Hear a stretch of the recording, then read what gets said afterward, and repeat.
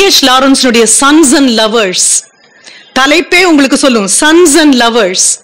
அம்மாவனுடைய மூத்த குழந்தை, எல்லா அம்மாக்களுக்கும் தன்னுடைய தலைச்சனாக இருக்கக்கூடிய ஆண் குழந்தை மேல் அபாரமான அன்பு இருக்கும். அம்மாவின் அனுமதி இல்லாமல் அந்த குழந்தை அந்த பக்கம் இந்த பக்கம் பார்க்காது. இப்ப இருக்கக்கூடியது ஒற்றை குழந்தையாகவும் 2 குழந்தைகள் இருப்பதனால் கொஞ்சம் வேற, கலாச்சாரம் கூட வந்து கை கொடுக்கறதுனால வேற. மற்றபடி அந்த அபாய லக்ஷ்மண் ரேகா எல்லா இடத்துலயும் ஓடிட்டே தான் இருக்கு. அந்த அம்மா கதாபாத்திரம் sons and lovers. D.H. Lawrence இதையே தான் திருப்பி சொல்றாரு. அதுல வரக்கூடிய அம்மா பேரு கர்ட்ரூட். ஹாம்லெட் கிட்ட போனீங்க அப்படின்னா கடைசி வரைக்கும் அவனுடைய அம்மா பேரும் கர்ட்ரூட். ஹாம்லெட்டால அவனுடைய அம்மாவை கொல்ல முடியாது. தவறு செய்திருக்கிறாள் தாய் என்று தெரியும். தந்தை கொல்லப்படுவதில் அவளுக்கு கைகள் இருந்திருக்கிறதுன்னு தெரியும். தன்னுடைய சிற்றப்பனையே அவள் திருமணம் செய்து கொண்டிருக்கிறாள் எல்லாம் தெரியும். அம்மா குற்றவாளின்னு தெரிந்தாலும் he will say I can never bring myself to kill my mother. Mother fixation. என்ன செய்தாலும் அம்மா செய்வது சரியாகத்தான் இருக்கும் எங்க கூடிய அந்த ஒரு எண்ணம். அப்போ சன்ஸ் அண்ட் லவர்ஸாக எடுத்தாலும் அதுவேதான்.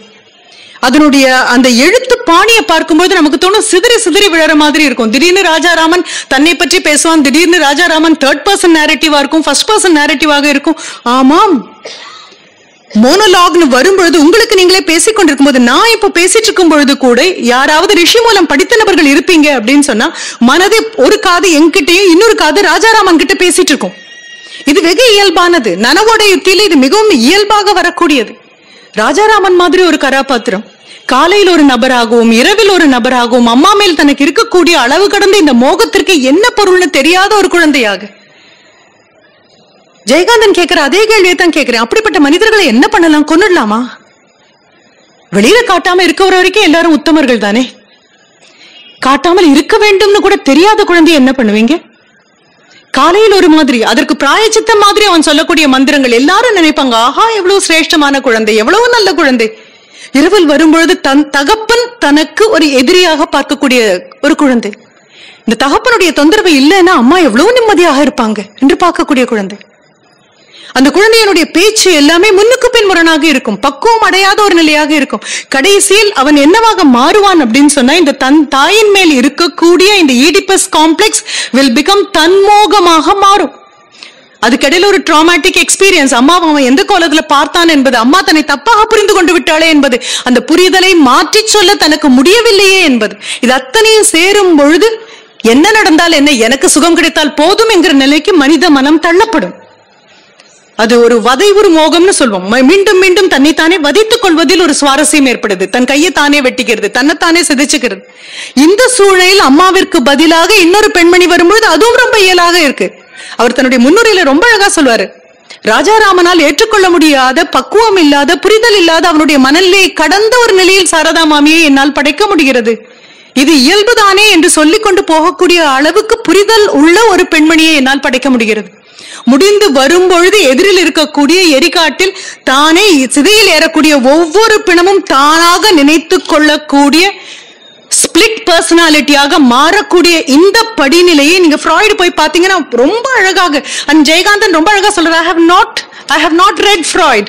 நான் பார்த்தது இல்லை, நான் படிச்சது இல்லை.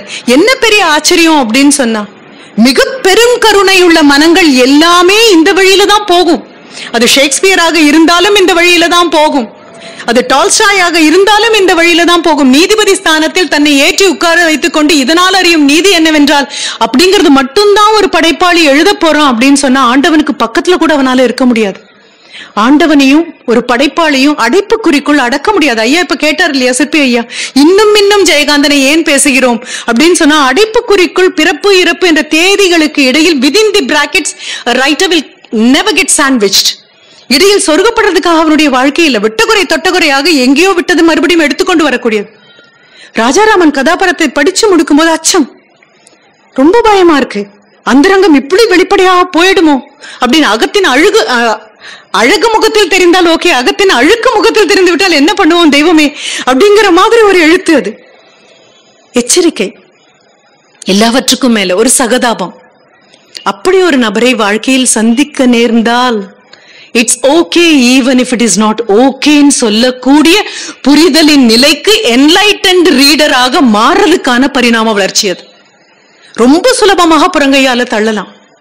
ஆழ படிக்கணும், அழுத்தமா படிக்கணும், மீண்டும் மீண்டும் படிக்கணும், புதிய வெளிச்சங்கள் வர்றதுக்கு.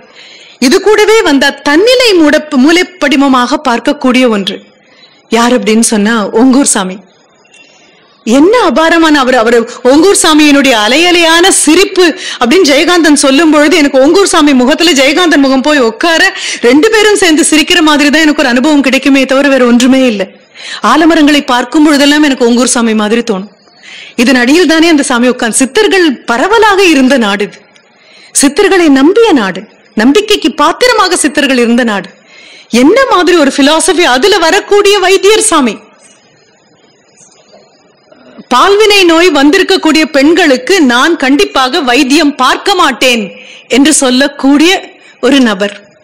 ஓங்கூர் சாமியார் எவ்வளவு சுலபமாக அந்த பிரச்சனையை தீர்ப்பார் தெரியுமா? ஒரு சாமியாராக நீ மாட்டேன்னு சொல்லலாம், ஒரு வைத்தியனாக உனக்கு இந்த உரிமை கிடையாது இல்லையா? யார் நோயாளியாக வந்தாலும் வைத்தியம் பார்க்க வேண்டியதுதானே உன்னுடைய வேலை. சாமியாக நீ மாட்டேன்னு சொல்லலாம், ஆனா வைத்தியனாக நீ பார்த்துத்தானே ஆகணும். அப்ப வைத்திய சாமியை வைத்திய சித்தராக மாற்றக்கூடியது. புனிதம் புனிதம் என்கிறாயே, என்ன மாதிரி வரிகள் அது! என்ன மாதிரி வரி! எல்லாவற்றையும் வேண்டாம் என்று வெறுப்பவன் அல்ல சாமியார், எல்லாவற்றையும் ஏற்றுக்கொண்டு விரும்புபவன் சாமியார். எவ்வளவு சுலபமானது! எனக்கு வினோபா பாவே அவர்களுடைய வாழ்க்கையை பற்றி அவர் எழுதின அந்த சுவாரஸ்யமான அனுபவம் தான் அந்த நேரத்துல ஞாபகம் வந்தது. காந்தியடிகள் சபர்மதி ஆசிரமத்தை தொடங்கின போது முதல் சிஷ்யனாக போய் சேர்ந்த வினோபாவுக்கு காந்தியடிகளை மிகவும் பிடிக்கும். சொல்ல போனா he was more Gandhian than Gandhi அப்படின்னு சொல்ற அளவுக்கு அவரை பிடிக்கும். ஏன்னா நம்ம அதே மாதிரி ஹென்ரி டேவிட் தோரோவை பத்தி சொல்லும்போது சொல்லுவோம் he was more Emersonian than Emerson himself அப்படின்னு சொல்லுவோம். சீடர்கள் குருவை தாண்டி போகக்கூடிய. அப்போ சமைக்கக்கூடியது காந்தியடிகள் தான், உணவு சமைக்கக்கூடியது காந்தியடிகள். பரிமாறுறதுக்கு அவருக்கு ரொம்ப பிடிக்குமா. உட்கார்ந்து சாப்பிடுவதற்காக அமர்ந்திருந்த வினோபா அவர்களுடைய இலையில் கொண்டு வந்து முதலில் பரிமாறினது பாவற்காய் பொரியல். வினோபாவிற்கு காந்தியடிகளை பிடிக்கும், பாவக்காய் பிடிக்காது. ஆனா வினோபா வெகு சின்ன வயசுல 7 வயதிலேயே பிரம்மச்சரிய விரதம் எடுத்தாச்சு.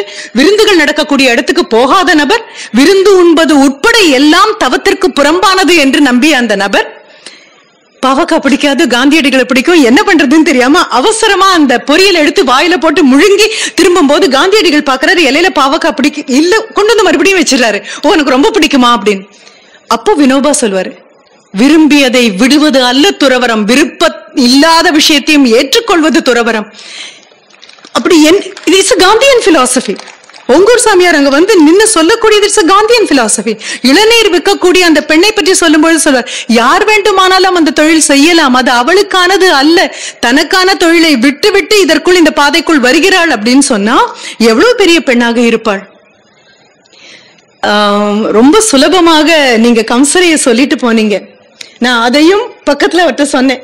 கம்சலையை நீங்க சொல்றதுக்கு முன்னால நான் சொன்னேன், இந்த கதாபாத்திரம் புரட்சிகரமானது, இந்த கதாபாத்திரம் புரட்சிகரமானது அப்படிங்கும் போது நான் திரும்பி சொன்னேன், கண்ணகி சிலையை பார்த்து என்னோடது தானே அது அப்படின்னு கம்சலை கேப்பா அப்படின்னு சொன்னேன். இப்படி ஒரு பெண் கதாபாத்திரத்தை உங்களால பார்க்க முடியாது. ஒரு திரைப்பட நடிகன் மேல் பெருமோகம் கொண்ட ஒரு பெண், அது ஒரு பேதையாகத்தான் அவர் பாக்குறாரு. இதுதான் மறுபடியும் நான் சொல்றேன், பெனவலன்ட் ஸ்பிரிட், பெருங்கருணை. பெருங்கருணை. குற்றம் இது, தவறு இது, அறத்திற்கு புறம்பானது, எதை பற்றியும் நோக்காமல் ஆப்ஜெக்டிவாக பார்க்கக்கூடியது. பற்றற்ற பற்று நிலை இலக்கியத்தின் பரிணாம வளர்ச்சியினுடைய ஃபைனல் ஃபேஸ் அது. அங்க போய் நின்று அங்க இருக்கக்கூடிய போஸ்டர் உடம்புல சுத்திட்டு அந்த வண்டியில ஏறக்கூடிய அந்த பெண்ணு தாவி எடுத்து அவளுடைய கணவன் அந்த வண்டியில உட்கார வைக்கும் பொழுது அந்த வண்டியில இருக்கக்கூடிய அடியில இருக்கக்கூடிய கைலி, பழைய கைலி துணியை எடுத்து உடம்புல சுத்தி விட்டு என் கூட வா அப்படின்னு சொல்லும் பொழுது அவ சொல்வா, ஒன்ன நான் கேவலமா பேசினேன், நான் இனி வரமாட்டேன் அப்படிங்கும் போது அவன் ஒரு வார்த்தை சொல்லுவான், ஐ டு நாட் நோ. இயல்பாக ஒரு பெண்ணாக நான் சொல்றேன், ஒரு கணவன் கிட்ட ஒரு பெண் என்னெல்லாம் பாக்குறாப்பா, எதிர்பார்க்கறத நான் சொல்லல, பார்க்கறத சொல்றேன். எதிர்பார்ப்பு வேறு, அதுல ஏமாற்றங்கள் இருக்கலாம்.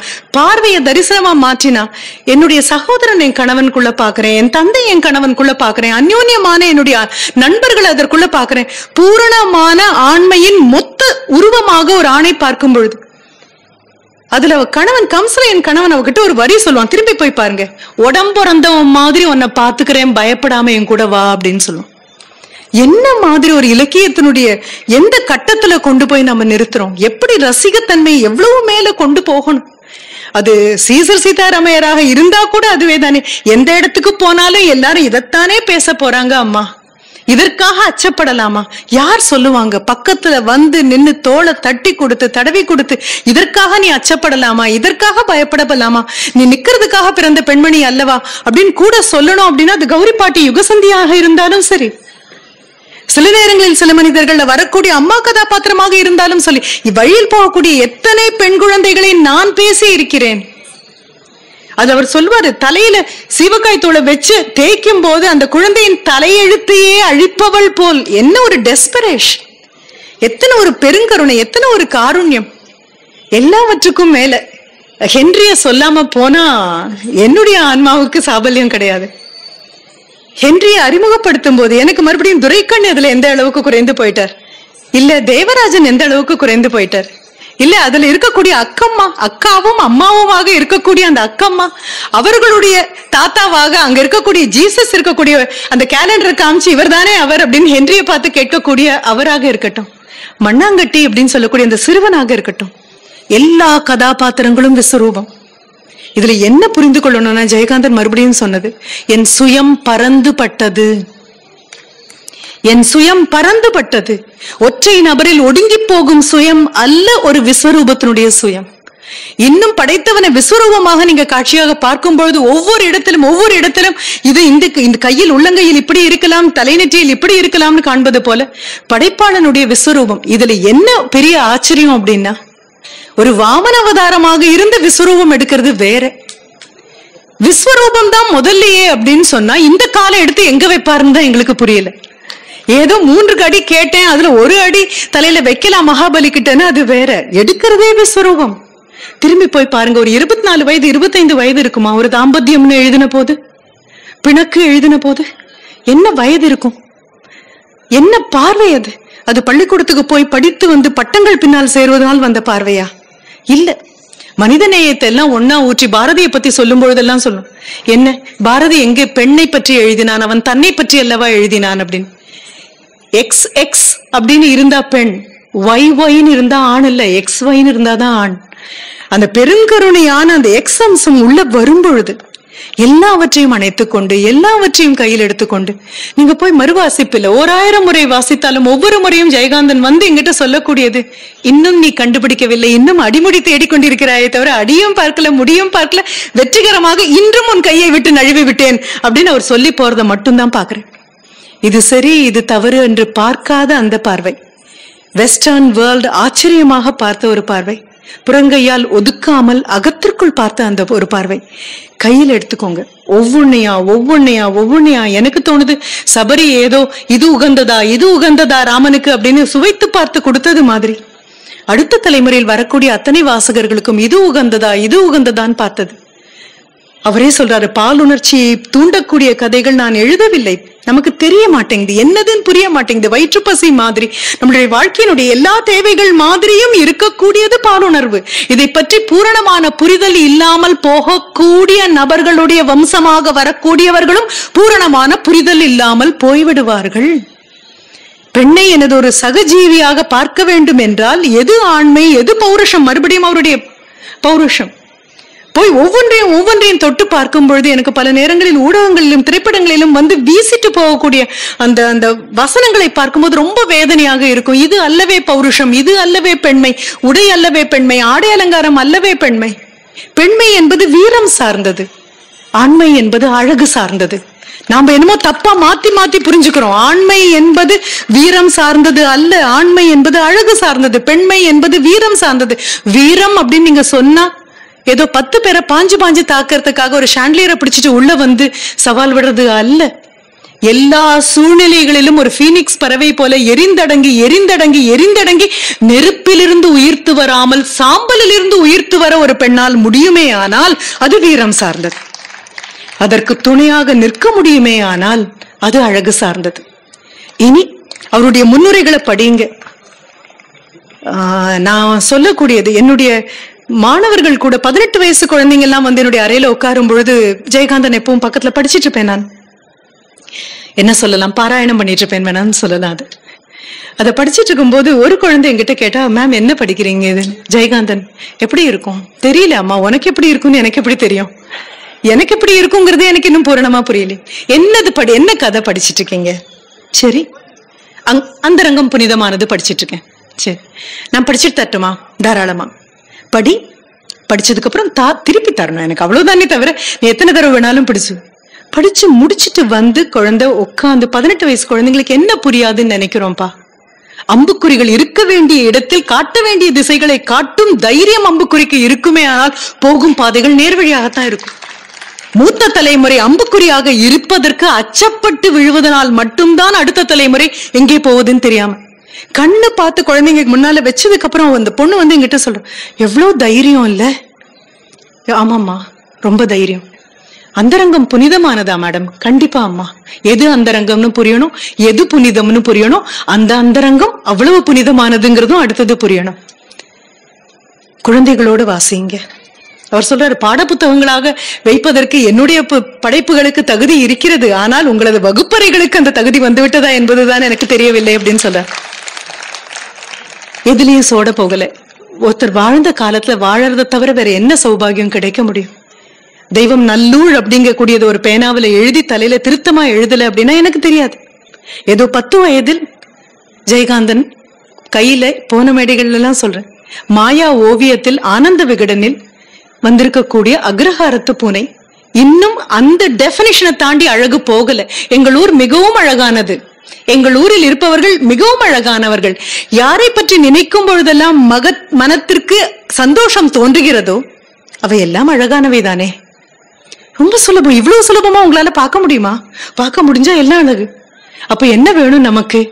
திவ்ய நேத்திரம் வேணும், கண்கள் அப்படி வேணும். எதிரில வந்து நிற்கக்கூடியது கிருஷ்ணனே ஆனாலும், சொல்வது கீதோபதேசமே ஆனாலும், இருப்பது குருக்ஷேத்திரமே ஆனாலும் 2 பேருக்கு மட்டும்தானே அந்த பாக்கியம் கிடைச்சது. ஒரு அர்ஜுனனுக்கு கிடைச்சது, ஒரு சஞ்சயனுக்கு கிடைச்சது. அதே மேடையில அதே யுத்த களத்துல தானே ஒரு பீஷ்மாச்சாரியார் நின்றுட்டு இருந்தாரு, ஒரு துரோணாச்சாரியார் நின்றுட்டு இருந்தாரு. ஆச்சாரியர்கள் அத்தனை பேரும் நின்ன போதும் யாருக்கும் கீதை கிடைக்கல, யாருக்கும் தரிசனம் கிடைக்கல. கோயம்புத்தூருக்கு வந்திருந்த பொழுது வேதம் புதுமை செய் அப்படின்னு ஜே.கே. அவர்கள் பேசும் பொழுது, ஜே.கே. அவர்கள் இப்பொழுது தனது விஸ்வரூபத்தை காட்டுவார் அப்படின்னு அவரை அறிமுகப்படுத்தின போது ஜே.கே. சிரிச்சுட்டே சொன்ன வரியோடு நான் முடிக்கிறேன், விஸ்வரூபம் என்பது காட்டப்படுவதல்ல, காணப்படுவது. நன்றி, வணக்கம். நம்ம ஏன் சார் இவ்வளவு பெருமைப்படுறோம்? தமிழுக்கு இவ்வளவு தொன்மை இருக்குன்னு ஏன் பெருமைப்படுறோம்? 2000, 3000, 4000 வருஷம் எங்க மொழின்னு சொல்லி பெருமைப்படுறோமே, அந்த பெருமையை கொடுத்தது எது? சங்க கவிதைகள் தானே. அந்த கவிதை இல்லாட்ட என் மொழிக்கு இவ்வளவு தொன்மை இருக்குன்றது எனக்கு எப்படி தெரிஞ்சிருக்கும்? இன்னைக்கு கீழடியை பற்றியும் ஹரப்பா சிவிலைசேஷனையும் இணைத்து இது ரெண்டுத்துல எது முந்தி எது பிந்தின ஆராய்ச்சி நடத்துபவர்கள் எதை ஆதாரமா வச்சிருக்கிறாங்க? சங்க பாடல்களை ஆதாரமாக வைத்து அந்த ஆராய்ச்சியை நடத்துகிறார்கள் என்றால் ஒரு சமூகத்தினுடைய மிகச்சிறந்த பகுதி தான் அந்த சமூகம் கொடுக்கிற கவிதைகள்.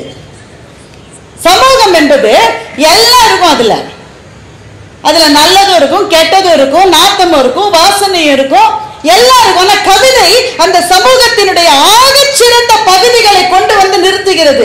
காலத்திலே அது நிற்கிறது. நீங்க காலம் கடந்து அதை பார்க்கிற போது அந்த சமூகத்தில் சில பேராவது வாழ்ந்தார்கள் என்பதற்கு சாட்சியே அந்த சமூகம் கவிதைகளை தந்திருக்கிறது என்பதுதான்.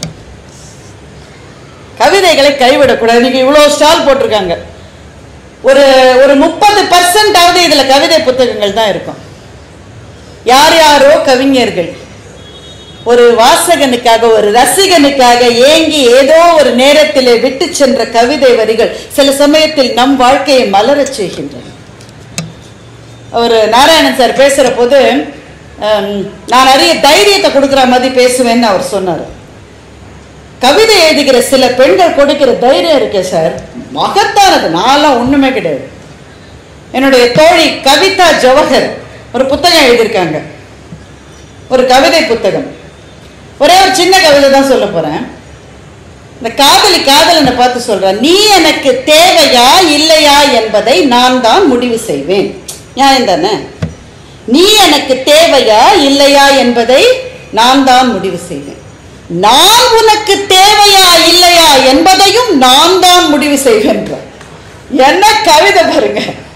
படிச்சோட தோணி என்ன அறாத்து போறோம். டேங்கப்பா, அவன் வேணுமானு இவ தான் சொல்லுவாளா, இவ அவனுக்கு வேணுமானு இவ தான் சொல்லுவாளா. என்னடா அராஜகம்! ஆண்கள் கொதிச்சு கொந்தளிப்பாங்க. ஆனா அதற்கு பின்னாடி இருப்பது அராத்து அல்ல, அது அராஜகம் அல்ல, பேரன்பு. நான் ஒருவேளை உன் வாழ்க்கைக்கு தடையாகி விட்டால் நான் உனக்கு வேண்டாம் என்ற முடிவை கூட நான் எடுப்பேன் என்று சொல்லுகிற பேரன்பு அந்த கவிதையில் இருக்கிறது. என்னுடைய தோழி உமா மகேஸ்வரி கோயம்புத்தூர் பட்டிமன்றத்தில் நீங்க பார்த்திருப்பீங்க. அவங்க பெண்டிரம் உண்டு கொல்லுன்னு ஒரு கவிதை தொகுப்பு வெளியிட்டாங்க. அபாரமா ஒரு கவிதை எழுதினாங்க. பளிச்சுன்னு போற போக்குல சார். ஒரு ஆகஸ்ட் 15 அன்று எழுதப்பட்ட கவிதை அது. நான் சொல்றவங்க எல்லாருக்குமே புரியும். மின் தூக்கியில் தனியாய் ஒரு பெண் இறங்குகையில், மின் தூக்கினா லிப்ட், மின் தூக்கியில் தனியாய் ஒரு பெண் இறங்குகையில் ஒரு தளத்தில் கதவு விரிந்து 3 ஆண்கள் உள்ளே. புரியுதானே? தனியா லிப்ட்ல இருந்து இறங்கிட்டு இருக்கா. ஏதோ ஒரு ஃப்ளோர்ல கதவு விரிந்து 3 ஆண்கள் லிப்டுக்குள்ள வந்துட்டாங்க. பாக்கி இருக்கிற 10 நிமிட பயணத்தை பயம் இல்லாமல் அவள் செய்தாள் என்று சொல்லுங்கள், அன்றைக்கு கொண்டாடுகிறோம் சுதந்திர தினத்தை.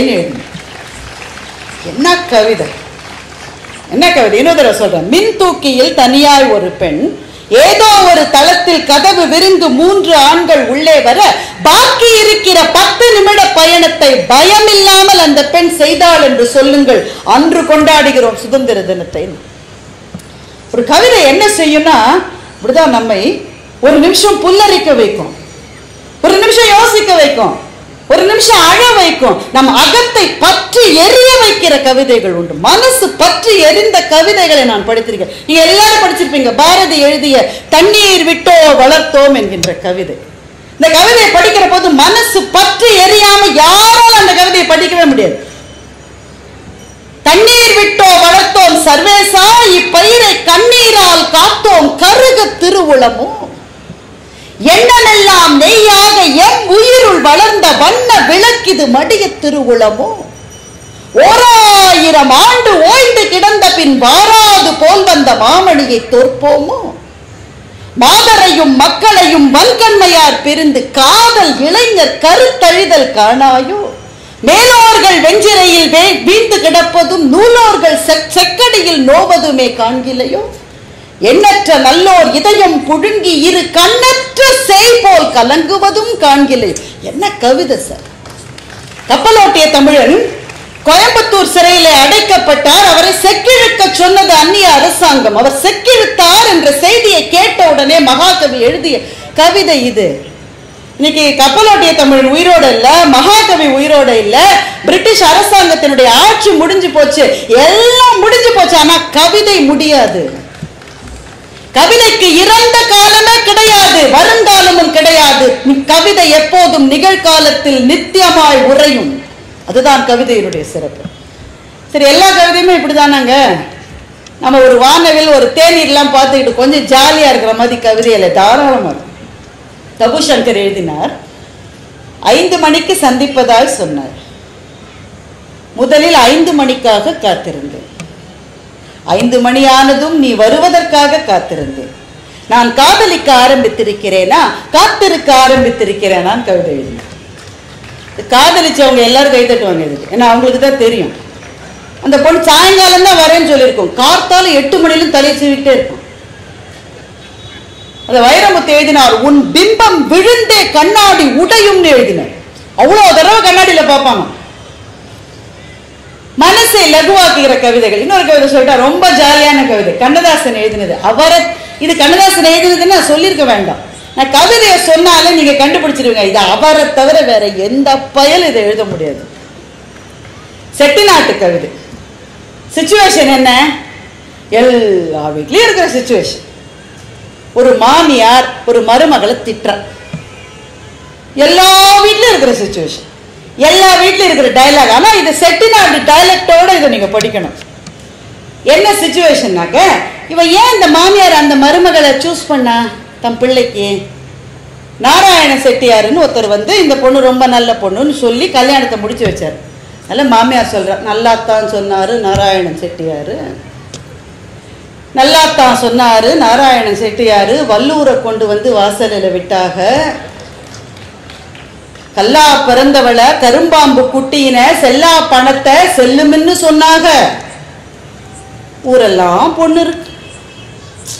என்ன வருத்தம் பாருங்க, ஊரெல்லாம் நிறைய பொண்ணு இருக்கு, ஊரெல்லாம் பொண்ணு இருக்கு. உக்காத்தி வச்சா தேரெல்லாம் ஓடி வரும் திருவிழா வந்ததுன்னு 8 கண்ணு விட்டறிய என் தம்பி மக இருக்க குத்தி சுவரு ஒன்ன கொண்டு வந்து வீட்டுல வச்சேன்னு. அவர் தம்பி மகளே இருக்கா, தம்பி மகளை விட்டுட்டு இந்த பொண்ணை செலக்ட் பண்ணிட்டோமேன்னு லேட்டா இந்த மாமியார் ரிக்ரெட் பண்ணி கவிதை எழுதுறான். இன்னும் கவிதை போகுது. 8 கல்லு மூக்குத்தி, 7 பவுன் சங்கிலி, வைரத்தால் கண்ட சரம், வளைகாப்பு மோதிரங்கள், ராசியிலே நெய்த பட்டு, 10 வகை மெத்தைகள், விரித்து வைக்க கம்பளங்கள், தேக்கு மர பீரோ. என் தம்பி கொடுத்திருப்பான், அவன் பொண்ணை கொண்டு இருந்தா. வந்தாளே மகராசி வாக்கரிசி இல்லாம அப்பம் கொடுத்து சீரு 6 நாள் காணாது. கப்பலிலே வரும்னு கதையா கதை படிச்சா. செட்டு நாட்டுக்காரங்களுக்கு நல்லா புரியும். இவன் ஒரு சீரும் கொண்டு வரல, கப்பலில வருதுன்னு கதையா கதை படிச்சா. எந்த நாள் பாவமோ என் காலு சுத்துதடி, தம்பி மக சமைச்சா சபையெல்லாம் வாசம் வரும், கத்திரிக்காய் கூட்டு வச்சா கடவுளுக்கே பசி எடுக்கும், உன்ன ஒரு கை எடுத்தா உள்நாக்கில் நீர் இறங்கும், வெண்டைக்காய் பச்சடிக்கும் வெள்ளரிக்காய் தக்காளி கிண்டி விட்ட கீரைக்கும் கீழிறங்கும் தெய்வம் எல்லாம். யாரு? தம்பி மக சமைச்சா. இவளும் தான் சமைச்சா. என் விதியை ஏன் சொல்ல? ராசா கிளியாட்ட ஒத்த பிள்ளை பெத்த, பேசா கிளியானா பெண்டாட்டி பேச்சு கேட்டு,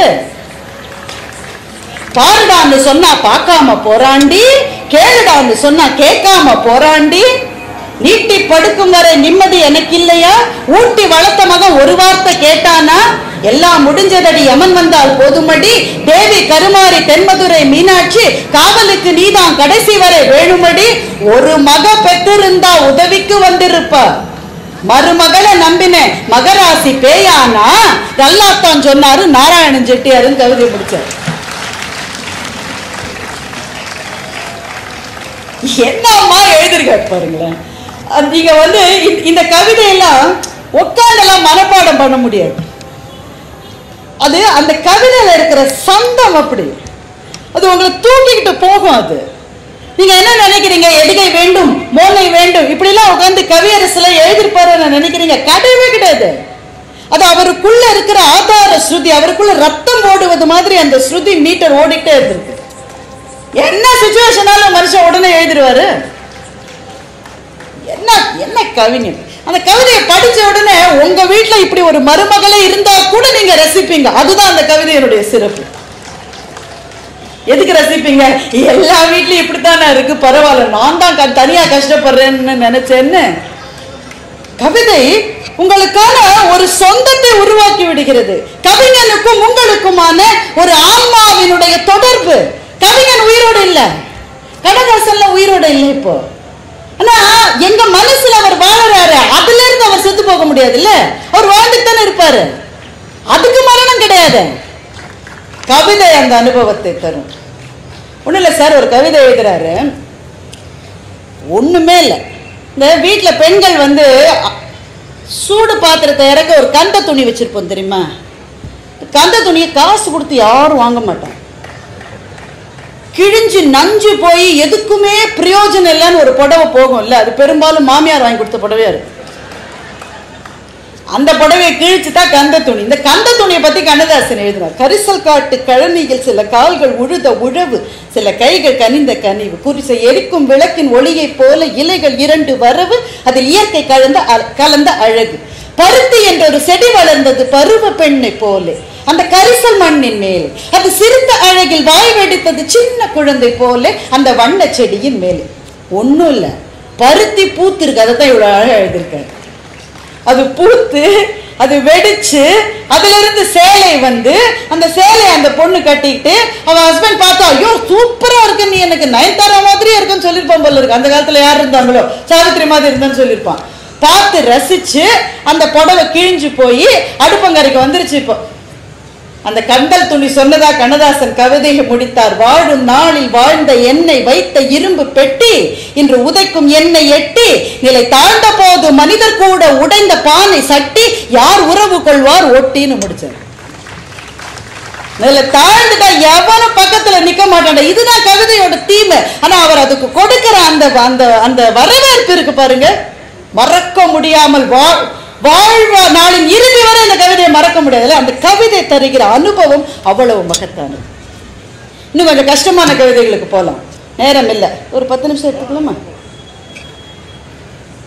கவிதைகள் வந்து இப்படித்தான் இருக்கணும்ன்றதுல இட் கேன் பி அப்ஸ்ட்ராக்ட். உங்களுக்கு கவிதையை படிச்ச உடனே புரியணும்னு அவசியம் இல்லை. உண்மையில் ஒரு கவிதையை படிக்கிற போது நீங்கள் என்ன அறிகிறீர்கள் என்பது முக்கியமல்ல, என்ன உணர்கிறீர்கள் என்பதுதான் முக்கியம். ஒரு கவிதையிலிருந்து இதையெல்லாம் நான் அறிந்து கொண்டேன்னா அது கவிதை கிடையாது, கற்று சார்.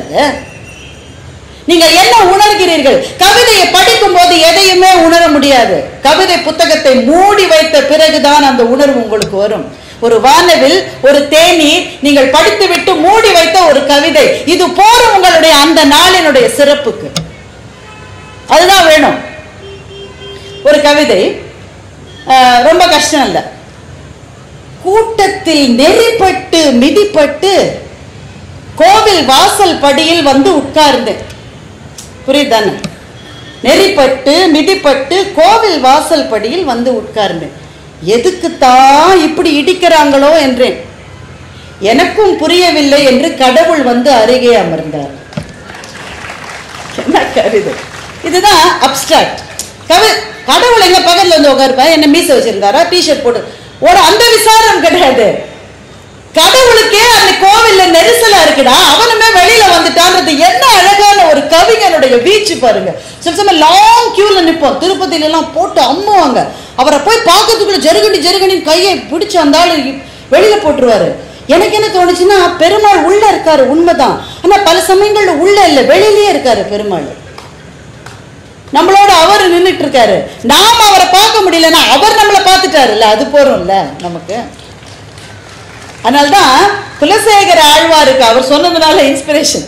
குலசேகர ஆழ்வாருக்கு தோணுச்சு, பெருமாள் உள்ள இருக்கிறவன் இல்லடா, இந்த மலையில வந்து குறுகா இருக்கிறவன், மீனா இருக்கிறது, ஆறா இருக்கிறது, ஸ்தம்பமா இருக்கிறது, இந்த காட்டு புதரா இருக்கிறது, அவன் கோவில் வாசல்ல எல்லாரும் மிதிச்சு ஏற படியா இருக்கிறது, எல்லாமே பெருமாள் தாண்டான்னு குலசேகர ஆழ்வாருக்கு தோணுது.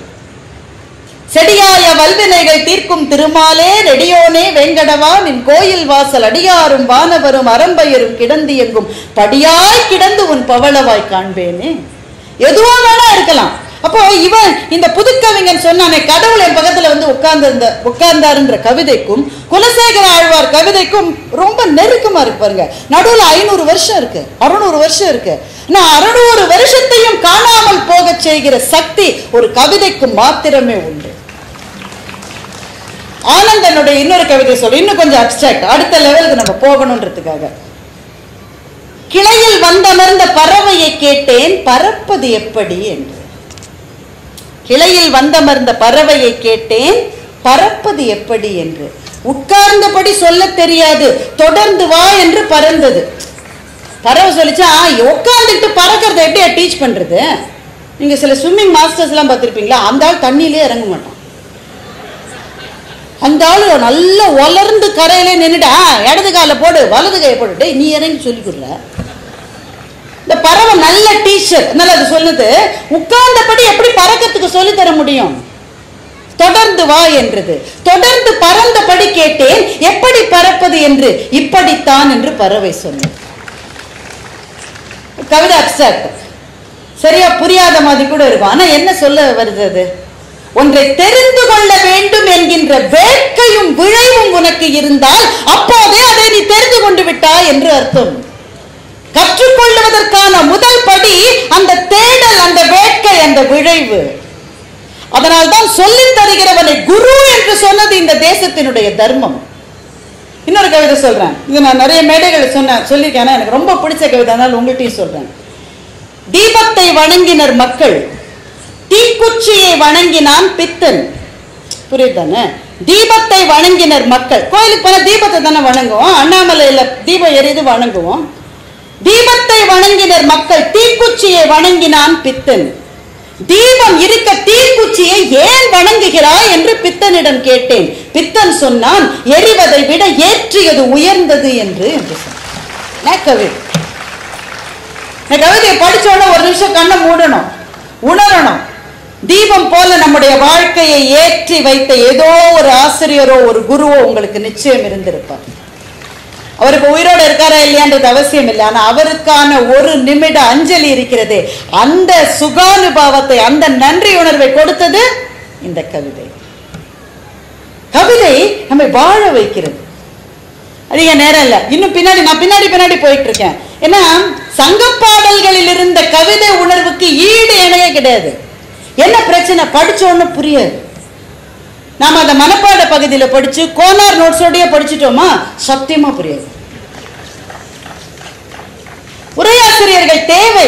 எது மட்டும் தெரியுமா? ஒரு அளவுக்கு தான். ஒரு அளவுக்கு பிறகு உரையாசிரியர்களை விட்டுட்டு நாம கவிதையோட ஜோதியில் ஐக்கியமாயிடணும். ஒரு அளவுக்கு தான் அவங்க தேவை. கவிதை எனக்கும் கவிஞனுக்குமான தனிப்பட்ட உறவு. மூன்றாவது ஆள் உள்ளே நுழையவே கூடாது. இந்த கவிதை நல்லா இருக்கு படின்னு உங்க ஃப்ரெண்டு சொன்னாக்க, ஃப்ரெண்டு நல்லா இருக்குன்னு சொல்லிட்டான், நல்லா தான் இருக்கும் போல இருக்கு நீங்க நினைச்சா நீங்க கவிதை வாசிப்பதற்கே தகுதியானவர் அல்ல. இது உன்னுடைய அனுபவம், உனக்கு பிடிக்கணும். உன் மனசுல திறவாத ஒரு கதவை அது திறக்கணும். அதுதான் கவிதை. சங்க பாடல் ஒன்று, நான் பாடலை சொல்லலைன்னா நேரம் இல்லைன்றதுனால, சங்க பாடலை நீங்க கவிதை தான் நம்முடைய வாழ்க்கையை நமக்கு தெளிவாக்குகிறதுன்னு சில பேர் சொல்லுவாங்க. நம்பாதீங்க. கவிதையை வைத்து வாழ்க்கையை ஒரு நாளும் புரிந்து கொள்ள முடியாது. வாழ்க்கையை வைத்து கவிதையை புரிந்து கொள்ளலாம். ஒரு சங்க பாடல் ஒண்ணு இல்ல, காதல் தான். இந்த அம்மா ஹவுஸ் அரெஸ்ட்ல வச்சுட்டா காதலிய, வெளியில போக விட மாட்டேங்கிறா. ரொம்ப 2000 வருஷம் முன்னாடி நடந்ததுங்க. நீங்க இன்னைக்கு நேற்று கதையை நான் சொல்றேன்னு நினைக்காதீங்க. அம்மாவை ஹவுஸ் அரெஸ்ட்ல வச்சுட்டா வெளியில போக வாய்ப்பு இல்லை. அவன் வரான், அவனுக்கு வெறி வந்துருச்சு. காதலினுடைய விசை கூட்டுகிற வெறி. இங்க இருக்கிற எல்லா ஆண்களுக்கும் உங்க வாழ்க்கையில் அப்படி ஒரு நாள் இருந்திருக்கும். அந்த காதல் கொடுத்த வெறி, விசை பெரும்பாலும் இளமையில தான் அது வரும். முதுமையில சில சமயம் வரலாம். இப்ப பாருங்க, 2 முதியவர்கள் கேரளால ஒரு இல்லத்துல திருமணம் பண்ணிருக்காங்க. எவ்வளவு நல்ல விஷயம், அருமையான விஷயம். எந்த வயதுல வரலாம், ஆனா பெரும்பாலும் அந்த இளமையில தான் அந்த வெறி வரும். அவன் வெறியோட வரான். இந்த தோழி ஓடி தலைவிட்டு சொல்றா, பாகனால் கைவிடப்பட்ட மத யானையை போல அவன் நடந்து வருகிறான். தொலைத்த நகையை திரும்ப கண்டெடுத்தவளை போல நீ அவன் மார்பில் சென்று சேர்வாயாக. இவ்வளவுதான் சார் கவிதை. படிச்ச உடனே சரி ஓகே, பாரதி ராஜா அலைகுழவதில் கடைசி சீன் மாதிரி இருக்குன்னு நம்ம நினைச்சுக்கலாம். நமக்கு அவ்வளவுதான், அதுக்கு மேல போக முடியாது நமக்கு. இந்த கவிதையை புரிஞ்சுக்கணும்னா வாழ்க்கையை வைத்துதான் கவிதையை புரிஞ்சுக்கணும். ஒரு 5 வருஷம் முன்னாடி எங்க வீட்டுல நான் இந்த இது வைப்பேன், நவராத்திரி சமயத்துல கொலு வைப்பேன். கடைசி நாள் அன்னைக்கு சரஸ்வதி பூஜை இல்லையா, சரஸ்வதி பொம்மைக்கு ஒரு தங்க நெக்லஸ் போடுறது ஒரு வழக்கம். தங்க சங்கிலி ஏதோ ஒன்று போடுவாங்க. ஒரு தங்க நெக்லஸ் போட்டிருந்தா ரொம்ப அழகா இருந்தது. படம்லாம் எடுத்து செல்ஃபிலாம் எடுத்தாச்சு. என்ன இருக்கு, பொம்மையை சுருட்டி வைக்கும் போது அதே அவசரம் தான். இப்ப நான் சொன்ன மாதிரி அதே அவசரம். ஆபீஸ்ல இருந்து போன் வருது, பாஸ் கூப்பிடுறாருன்னு உடனே அப்படியே சுருட்டி மேல வச்சதுல நகையோட சரஸ்வதி மேல போயிட்டா. எனக்கு அது தெரியல. அதுக்கப்புறம் ஒரு 2 மாசம் கழிச்சு ஒரு கல்யாணத்துக்கு போகிறதுக்காக தேடும் போது நெக்லஸ் இல்லை. எப்படி இருக்கும்? வீட்டுல சொன்னா இதுக்குதான் எப்ப பாரு வெளியூர் போய்கிட்டே இருந்தா வீடு இப்படித்தான் இருக்கும்னு கமெண்ட் வருமா வராதா? சொல்லவும் முடியாது. எனக்கு என் பொண்ணு மேலதான் சந்தேகம். ஏன்னா எதையுமே அதோட இடத்துல வச்சு அவ பழகல. அவளோட சாக்ஸ் எப்பவும் கடுகு டப்பா பக்கத்துல தான் இருக்கும். அதுவும் ஒரு சாக்ஸ் இன்னொரு சாக்ஸை கண்டுபிடிக்க முடியாது. நான் அவள்கிட்ட பல முறை எச்சரிச்சு கேட்டேன், நீதான் நான் எடுக்கவே இல்லைம்மா, ஐ டோன்ட் லைக் கோல்ட் ஜுவல்லரின்ட்டா. இப்போ நான் எங்க போறது? ஒருவேளை லாக்கர்ல வச்சிருப்பேன்னு சொல்லி, லாக்கருக்கு நம்ம வருஷத்துக்கு 2 தடவை தானே போவோம், கல்யாணம் வரும்போது தானே போவோம். தண்டமா ரெண்டை கொடுத்துக்கிட்டு லாக்கருக்கு 2 தடவை போயிட்டு வந்துட்டேன், அங்கேயும் இல்லை. சரி அவ்வளவுதான். ஒரு வேதாந்த மனநிலைக்கு போனால் போகட்டும் போடா, இந்த பூமியில் எதிரா நிலையா இருந்தது, தங்கத்தின் மீது மனசு வைத்தால் என்ன ஆகும், இப்படி எல்லாம் சமாதானம். இதுக்கு குடங்குடி மஸ்தான் சாஹிப் பாட்டை வேற நான் என்ன கூட சொல்லிக்கிறேன். கவிதை எப்படிலாம் உதவி பண்றது பாருங்க. வேட்டையை காதலித்து வெறுநாயை கைப்பிடித்து காட்டுக்குள் போவதேனோ கண்ணே ரகுமானேன்னு குடங்குடி மஸ்தான் சாஹிப் எழுதிட்டார். அதுல ஒரு துணை தகவல், நம்ம தண்டையார்பேட்டை இருக்குல்ல, நம்ம ஊர்ல தண்டையார்பேட்டைன்னு எப்படி பேர் வந்திருக்கு? என்ன அர்த்தம் அதுக்கு? திருவல்லிக்கேணினா அல்லிப்பூக்கள் பூக்கிற குளமுடையதுனால திரு அல்லிக்கேணி. தண்டையார்பேட்டைன்னா என்ன சார் அர்த்தம்னா, குடங்குடி மஸ்தான் சாஹிப் திருச்சிக்கு பக்கத்தில் இருக்கிற தொண்டியை சேர்ந்தவர். அவர் தண்டையார்பேட்டை அந்த பகுதியில், நார்த் மெட்ராஸ் பகுதியில தான் வாழ்ந்து சமாதி ஆனார். தொண்டியார் அந்த இடத்துல சமாதி ஆனதுனால அது தொண்டியார் பேட்டை. நாம பேச்சு வழக்கில் அது தண்டையார்பேட்டை ஆகிட்டோம். குடங்குடி மஸ்தான் சாஹிப் பாட்டெல்லாம் சொல்லி வாழ்க்கையை துச்சம் என மதிக்கலாம் துணிஞ்சு எல்லாம் பண்ணிட்டாங்க. அடுத்த வருஷம் நவராத்திரிக்காக பொம்மையை இறக்குற போது சரஸ்வதி பொம்மையினுடைய பேப்பரை சுத்தின உடனே பளிச்சு பளிச்சுன்னு மின்னுது. நான் அங்க இருக்கேன், பொம்மையை அங்க பிரிக்கிறாங்க. ஒரு தாவு தாவினேன் பாருங்க. அனுமார் கூட லங்க எப்படி தாவி இருக்க மாட்டாரு சார். ஐயோ நெக்லஸ் இங்க இருக்கான்னு என் மனசுல உடனே அந்த கவிதை மின்னியது. பாகன்களால் கைவிடப்பட்ட முதற்கொண்ட யானையை போல அவன் நடந்து வருகிறான். தொலைந்த நகையை கண்டெடுப்பவளை போல நீ ஓடி சென்று அவன் மார்பில் சேர். அந்த வேகம் இந்த வேகம். நீங்கள் கவிதையை வைத்து வாழ்க்கையை புரிந்து கொள்ளவே முடியாது. வாழ்க்கையை வைத்துத்தான் கவிதையை புரிந்து கொள்ள வேண்டும். கவிதை என்பது ஒரு நல்ல அனுபவம், மகத்தான அனுபவம். இன்னும் ஒரு கவிதை சொல்றேன், அதோட நம்ம நிறைவு செஞ்சுக்கலாம்னு நினைக்கிறேன். தேவதச்சனுடைய கவிதை எனக்கு ரொம்ப பிடித்த கவிதை. எல்லாம் முடிஞ்ச அப்புறம் என்ன, அந்த கவிஞன் சொன்னான், என்னுடைய நட்சத்திரங்களை வானில் வைத்தேன், என்னுடைய ஜலத்தை ஆற்றில் விட்டேன், என்னுடைய மனநியை சரித்திரத்தில் நிறுவினேன், இனி தன்னுடைய இலையை தானே வியக்கும் ஒரு மரத்தின் கிளையில் ஊஞ்சலிலே நான் இருப்பேன் என்று கவிதையை முடிக்கிறேன். எதை சொல்லுகிறது இந்த கவிதை? ஒரு கட்டத்துக்கு அப்புறம் விலகி இருன்னு உங்களை சொல்லுது. என்னுடைய நட்சத்திரங்களை வானில் வைத்தேன், என் ஜலத்தை ஆற்றில் விட்டேன், என் மனநியை சரித்திரத்தில் வைத்தேன், என் வேலைதான் முடிந்தது, தன் இலையை தானே வியக்கும் ஒரு மரத்தின் கிளையில் ஊஞ்சலாடுவேன் என்று கவிஞன் சொன்னார். சார், உங்களுக்கான டைம் வாழ்க்கையில முடியும். முடிக்கிற போது விலகி இருங்கள். சமையல் ரூம் பொறுப்பு மருமகள்கிட்ட போயிட்டாக்க உப்பு இப்படியா போடுவான்னு கேட்காதீங்க. இனிமே அவ பாடு, உங்க மகன் பாடு, விலகி இருங்கள். உங்கள் மகன் ஒரு முடிவை எடுக்கிறான்னா, நாங்கள்லாம் அந்த காலத்துல எங்க அப்பா பேச்சை கேட்டுதான் நடப்போம் என்று சொல்லாதீர்கள். இது வேறு தலைமுறை, வேறு வாழ்க்கை, விலகி இருங்கள். மகாபாரதத்தில் ஒரு கதை. யுத்தம் முடிந்தது, குருட்சேத்திர யுத்தம் முடிஞ்சு அர்ஜுனன் பெருமையில் பொலிந்து கொண்டிருக்கிறான்.